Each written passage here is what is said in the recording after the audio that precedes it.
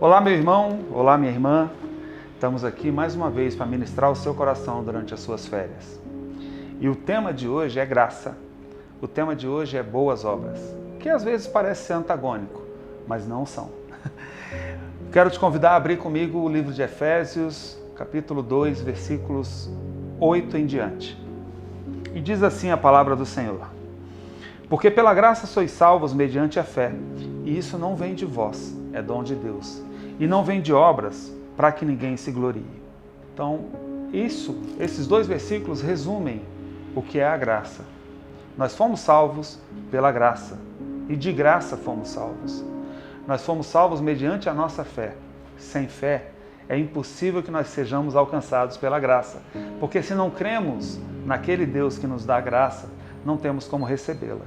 Só que Paulo continua esse texto e ele diz o seguinte: pois somos feitura dele, criados em Cristo Jesus para as boas obras, as quais Deus de antemão preparou para que andássemos nelas. Boas obras não nos levam até Deus, mas Deus nos resgata de graça para que nós andemos nas boas obras. E quando a gente fala de boas obras, a gente não está falando só de beneficência, a gente não está falando só de assistencialismo. É também isso, é se doar pelo próximo, mas é principalmente fazer com que o fruto do Espírito frutifique em mim todo o tempo.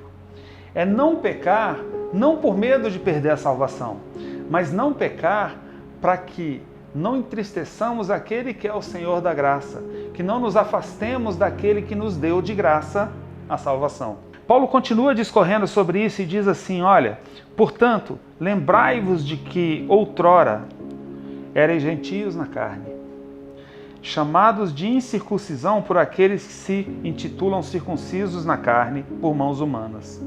Naquele tempo estáveis sem Cristo, separados da comunidade de Israel, estranhos à promessa e não tendo esperança e sem Deus no mundo. Paulo começa a dizer para nós que nós somos filhos por adoção, e isso vai se aprofundar um pouco mais lá no livro de Romanos, mas isso é conversa para um outro momento. Mas ele diz que Cristo nos aproxima de uma promessa a qual nós não tínhamos acesso. Cristo traz de graça a graça que nos leva para dentro de uma promessa. Ele nos aproxima do plano de Deus para a humanidade. Ele nos faz filhos por adoção. E quando ele nos faz filho por adoção, ele quebra esse status quo que diz que nós éramos sem Cristo, nós não fazíamos parte de uma promessa, nós não tínhamos esperança e nem tínhamos acesso a Deus. A graça traz esse acesso. E as boas obras são produto de ser alcançado pela graça. Voltando e recapitulando, não é que as boas obras nos levam até Deus, mas uma vez em Deus nós somos chamados para executar boas obras. E essas boas obras, elas têm a ver com o chamado maior de Jesus Cristo. Ele diz assim: o primeiro mandamento é amar a Deus sobre todas as coisas, com toda a sua alma, com todo o seu entendimento. O segundo, semelhante a esse, é amar ao próximo como a si mesmo. Um pouco tempo depois, João, escrevendo o mandamento, ele diz: um novo mandamento vos dou, que vos ameis uns aos outros assim como eu vos amei. Então o sarrafo sobe um pouco. Eu não tenho que amar como a mim mesmo, mas eu tenho que amar as pessoas como Cristo amou a essas mesmas pessoas.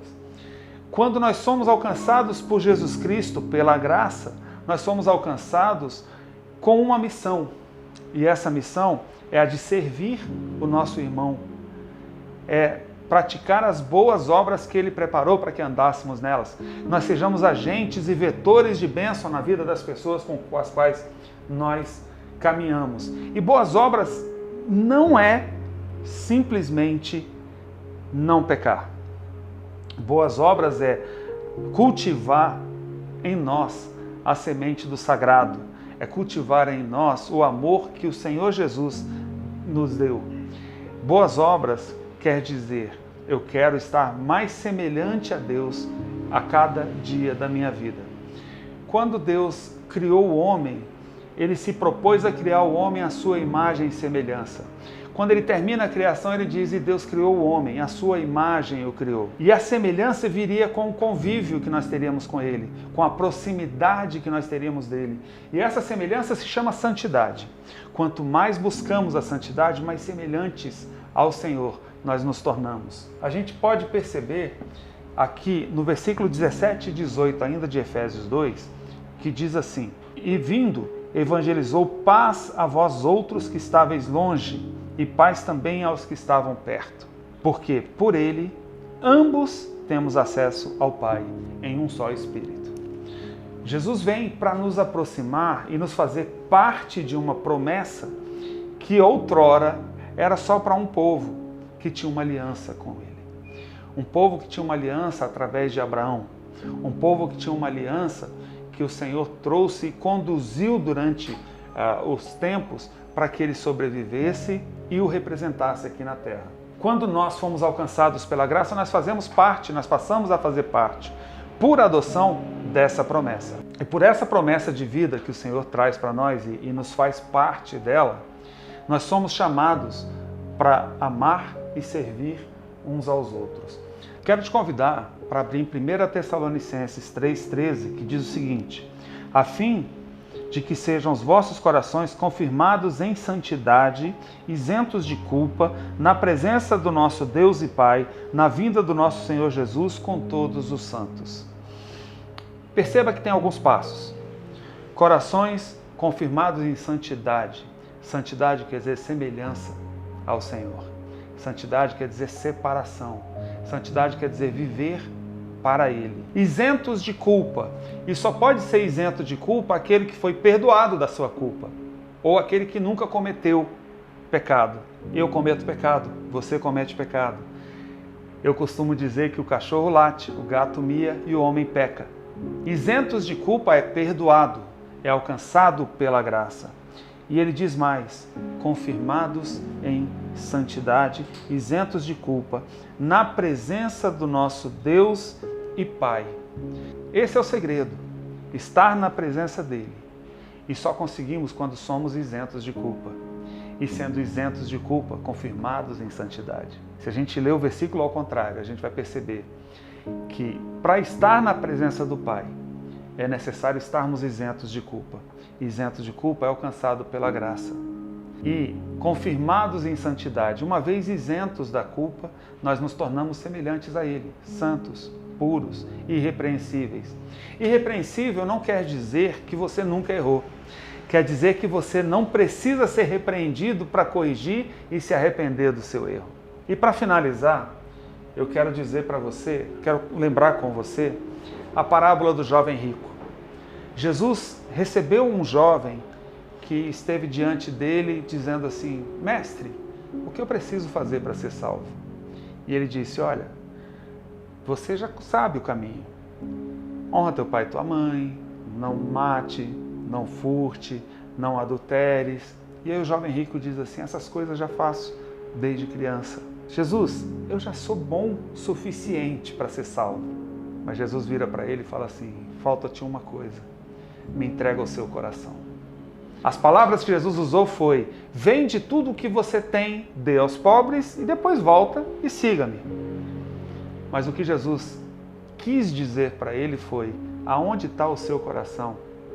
Você precisa esvaziar para que eu encha. Esvazie o seu coração daquilo que te faz autossuficiente, porque aí eu vou encher. Se afasta de tudo que te faz se achar independente, porque a sua dependência de mim é que vai fazer com que você seja isento de culpa, santificado e possa estar na minha presença. Jesus não deu um plano B para o jovem rico. Jesus não deu um plano B para o pastor Toninho. Jesus não deu um plano B para você. O plano A e o único plano existente é, pela graça sois salvos, mediante a fé. E fomos chamados para as boas obras, as quais Ele preparou para que andássemos nela. O plano A é ser alcançado pela graça e a partir daí cultivar uma semelhança com o Senhor. Isso se chama santidade. Que Deus te abençoe.